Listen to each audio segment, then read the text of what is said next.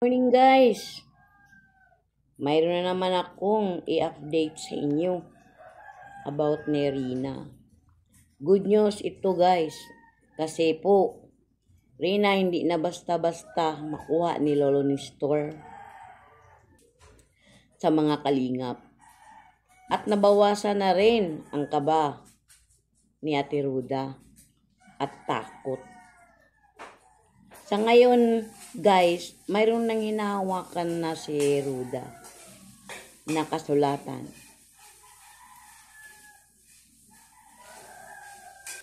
Masaya ako kay Rina na nandyan na siya ngayon sa mga kalingap. Ang pwede lang makalapit sa kanya at makakuha yung mama niya. Grabe. Grabe si Lolo Nestor pagpahirap siyang ako. Hindi ni mo maisip at hindi ni mo masabi kung anong klase yun siya. Sana masaya na siya sa apo niya. Kaya tingnan mo naman, malaking pagbabago ni Rina.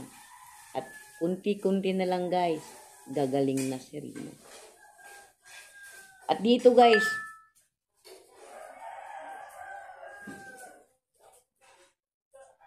pakinggan natin guys ang sinasabi ni Kuya Val sa kanyang live. Pero pagka pumunta dyan si Tatay Nestor at pilit kunin si Rina po, pwede siyang ikulong. Bakit po? Sapagkat mayroon na pong BPO, Barangay Protection Order. Barangay Protection Order. Pwede siyang pangsamantalang ikulong. Sapagkat si Rina po ay meron na pong BPO, Barangay Protection Order. O, diba guys? Narinig natin na pareho. Ang saya, diba? At dito guys, nagtatapos ang aking video. Thank you for watching.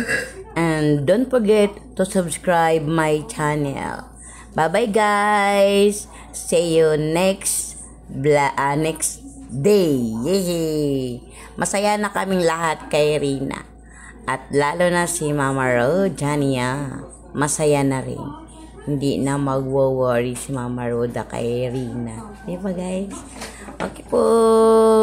Bye-bye po. Thank you for watching.